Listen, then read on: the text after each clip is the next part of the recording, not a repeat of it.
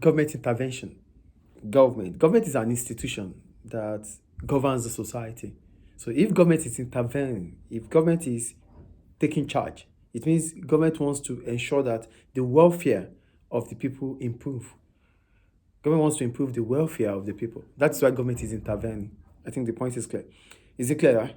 Good.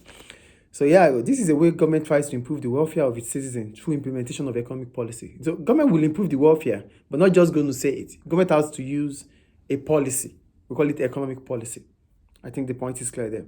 So in allocation of resources, because that is what we're talking about. Allocation of resources. So for allocation of resources, it depends on, this is what everybody has, that government wants to ensure that it works well for everyone. So if government wants to do that, we need to understand the kind of country we have to be able to know how allocation of resources is done, because there's economic problem already, which is scarcity. So with this economic problem of scarcity, allocation of resources is important. So for allocation of resources to be achieved, we need to know the kind of economy we have. So we have three types of economy. We have the pure free market economy, the command planned economy, and the mixed economy.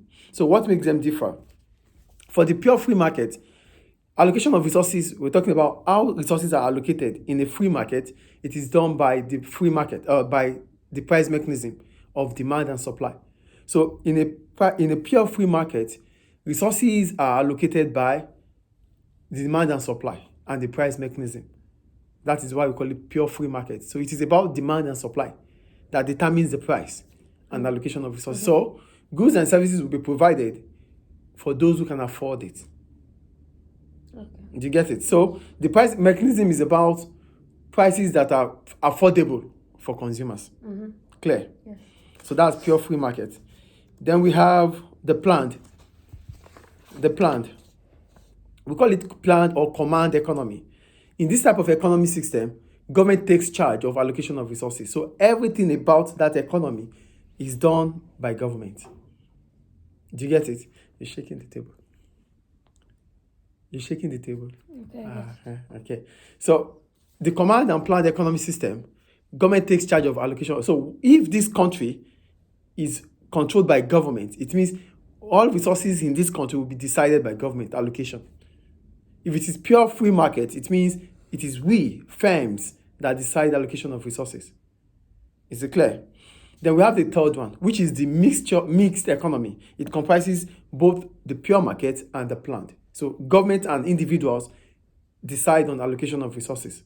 So these are the three systems we have. The first one is the pure free market, which resources are decided or allocated by the price mechanism for demand and supply. The second one is the planned or command economy, where resources are decided by government. And the last one is the mixture. That is the combination of both the command and the pure free market. Is it clear? Is it clear? Yes. Good. So this takes us to government economic aims and objectives. Why do we call it government economic aim? We call it government economic aim because this is what government of a country wants to achieve over a period of time. So what government of this country wants to achieve over a period of time is called government aims and objectives. I think you get the point.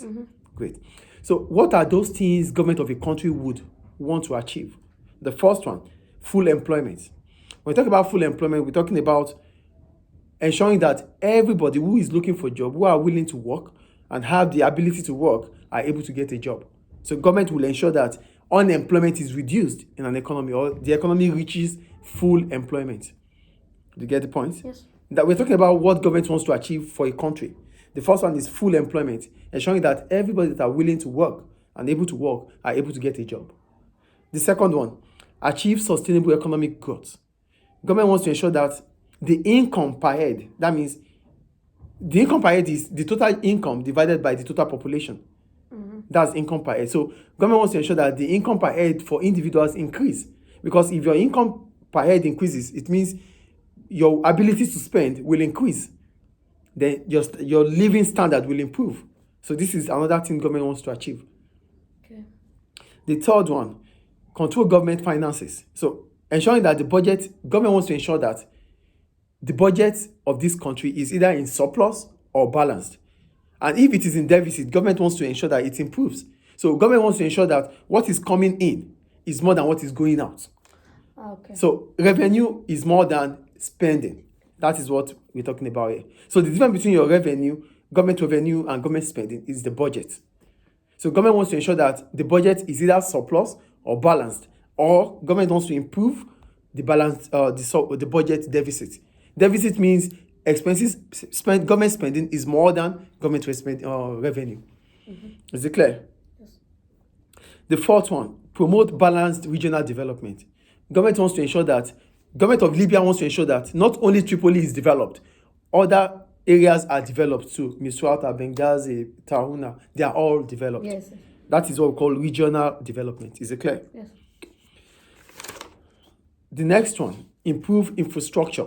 When we talk about infrastructure, we're talking about communication, we're talking about electricity, we're talking about road.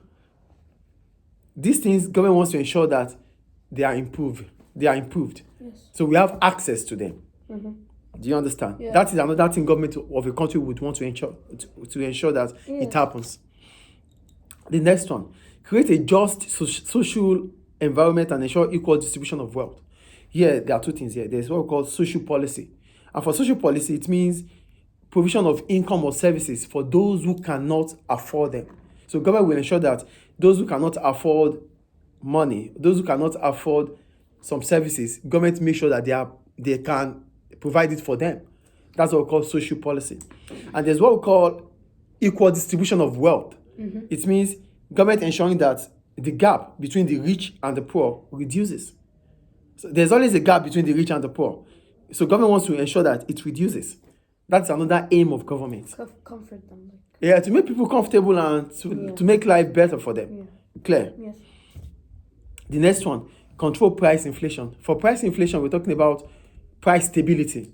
Government wants to ensure that prices are stable. Because if prices are stable, it means we will be able to afford goods and services. But if prices are increasing every day, we cannot afford it. Yeah. So life will not be bearable for us. So life will be unbearable. So government wants to ensure that life is bearable for us. Government wants to ensure that our living standards improve. Yeah.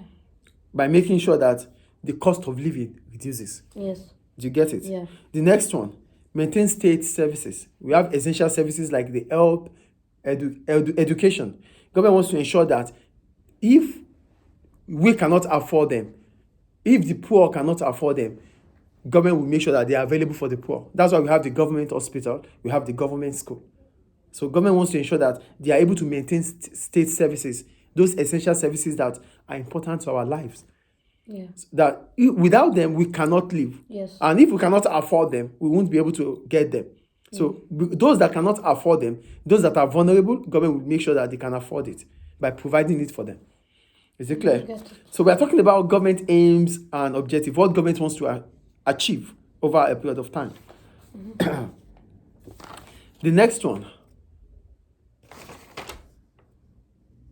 Okay, care for the environment.